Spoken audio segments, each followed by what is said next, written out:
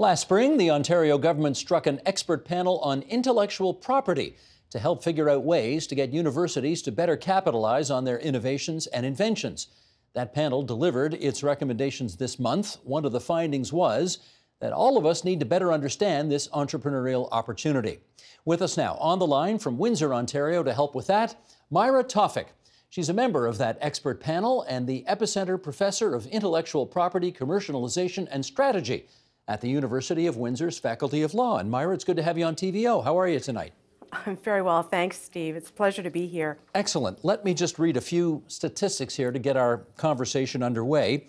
In the year 2018, Ontario's gross domestic product output per person stood at $48,000. In New York State, just on the other side of the border from those of us who live in this part of the province, it stood at $86,000.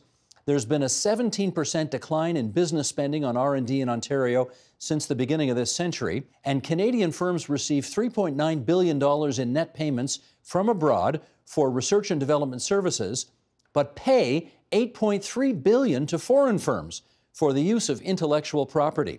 Can we just start by having you tell us what, in your view, those figures tell us about where Ontario and Canada are at on this subject?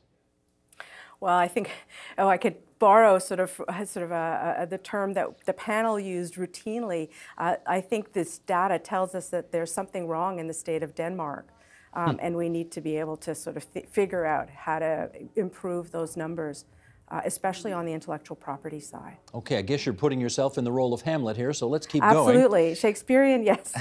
We constantly hear about the fact that we have some of the greatest innovation clusters in the world, whether it's in Ottawa or Kitchener-Waterloo, and yet this notion of Canada's persistent lagging continues. How come?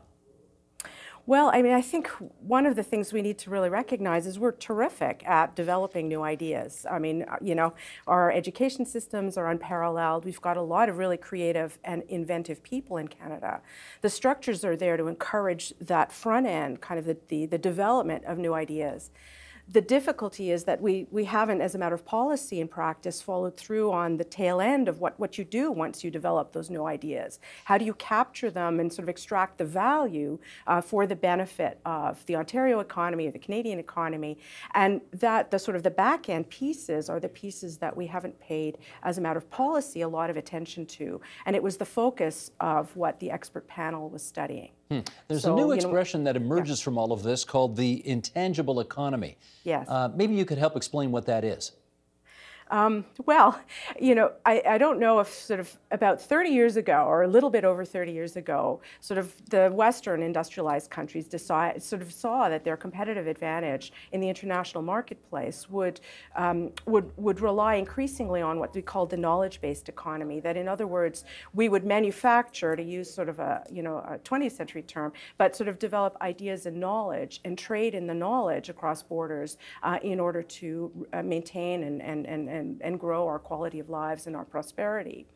That knowledge-based economy means that the most valuable commodities that we're trying to generate, extract and benefit from, are things that are not physical. It's not about the tangible car anymore. It's about the new idea that leads to a clean motor, for example. The idea itself has the value, and it's not physical, it's not tangible, you can't hold it.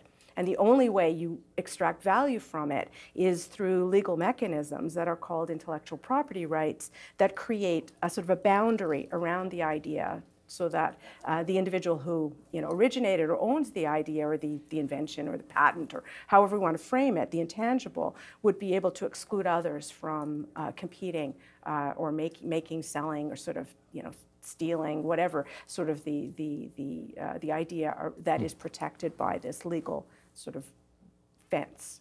Which takes us to the work that you just did for this intellectual property expert panel, if you like. Can you tell us what the purpose of your investigation was?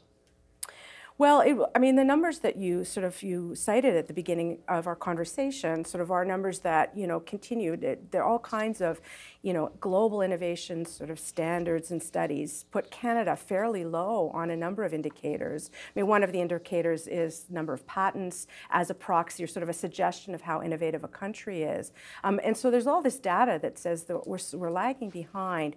And the expert panel's focus was really quite narrowly targeted on one specific gap or perceived sort of failing within the innovation ecosystem in the province. And that is what I mentioned at the beginning, this idea that we haven't paid attention to we've put a lot of money into the developing the ideas, but this commercialization process, the way we capture the value through intellectual property rights, we have neglected to sort of develop the systems, the education, the skills training that's necessary in order for Canadian companies to be able to leverage intellectual property to their commercial advantage, and then to obviously the economic advantage of the province. Let me share a couple of more numbers here which will amplify what you just said.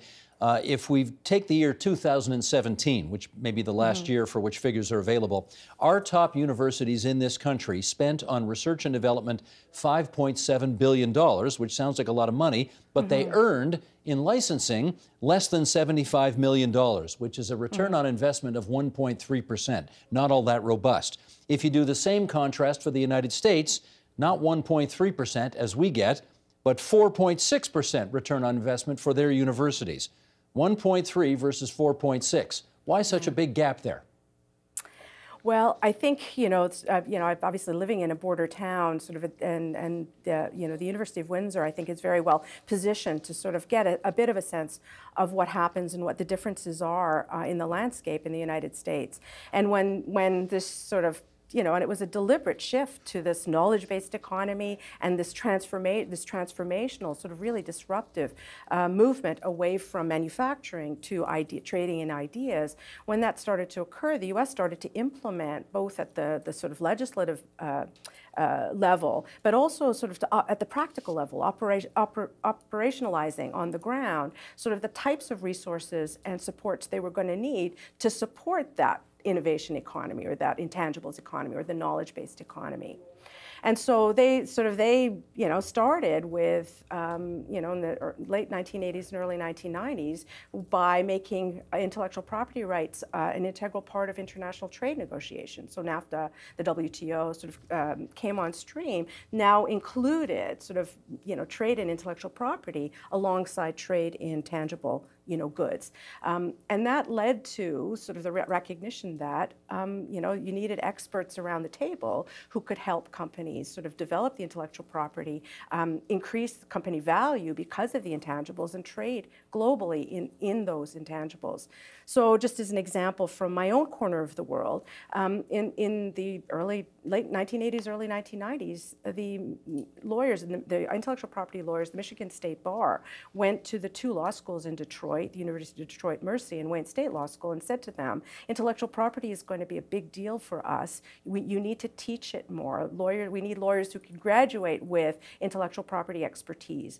And so not only did the bar itself sort of encourage curriculum development in law schools in Detroit, but they also established institutes that included judicial training. So they had programs where they actually got intellectual property experts to work with judges in Detroit and in Chicago on developing their skill set and their knowledge base in intellectual property.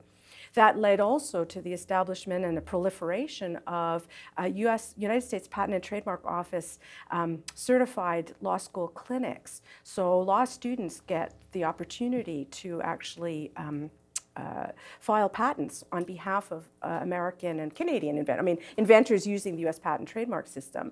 They get to get the expertise. The startup who can't afford a patent lawyer can use the services of the clinic and get access to the United States Patent and Trademark Office. The United States Patent and Trademark Office decided too that it's based in Virginia, it decided that it needed to decentralize, to go where the inventors were. And and it started to establish satellite offices. In 2011, the first one was established in Detroit, because apparently, per capita, Detroit has the largest number of engineers of anywhere in the United States.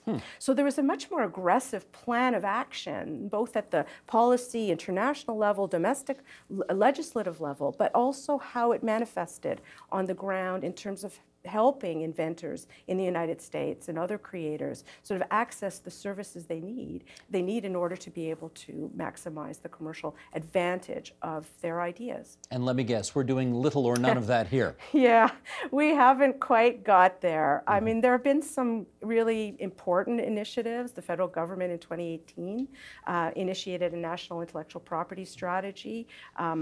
You know, we're still sort of they're still working through some of the details of that. But if nothing else, it signaled an increased willingness on the part of the federal government to look not only at sort of legislative transformation and you know, tweaking our Patent Act and our Trademarks Act and our Copyright Act, but also dealing with some of the capacity building. So there's a piece on IP education, there's a piece in the National IP Strategy on helping law schools develop intellectual property law clinics, but I've got to say that the financial incentives there, the package doesn't really get us to where we need to go on that front, but also to develop something called a patent collective, which is sort of a standalone kind of arm's length resource that will enable Canadian sort of inventors and those who have difficulty accessing, you know, patent experts because of complexity and cost. They'll be able to sort of leverage a collective or a pool, a community of patent holders to use sort of the patents within the pool to enable them to compete globally on a more level playing field than they would otherwise, because, you know, we're a country of small and medium enterprises, and what we're asking them to do now is actually sort of develop on their own and pay for robust intellectual property portfolios so that they could compete with bigger players globally by providing for collective or pooled resources, which, by the way, is also a recommendation out of our expert panel report.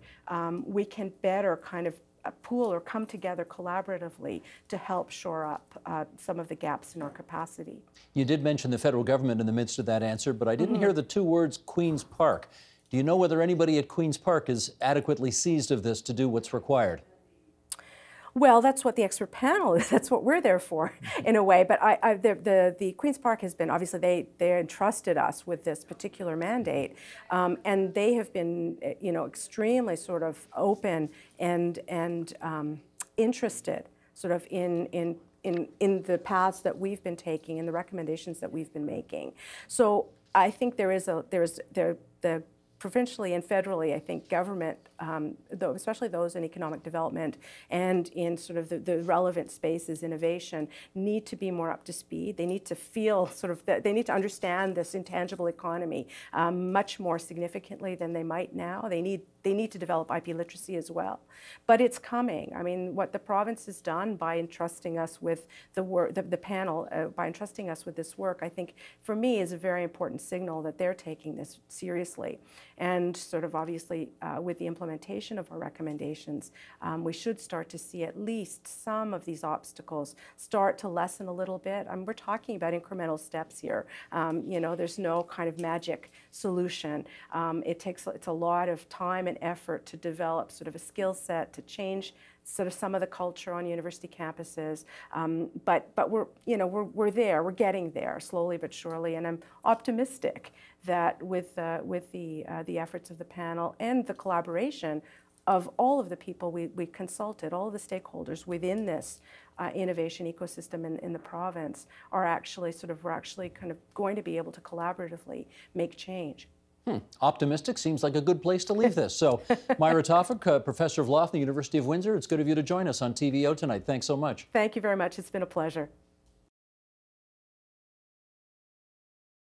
The Agenda with Steve Paikin is brought to you by the Chartered Professional Accountants of Ontario. CPA Ontario is a regulator, an educator, a thought leader, and an advocate. We protect the public. We advance our profession. We guide our CPAs. We are CPA Ontario. And by viewers like you. Thank you.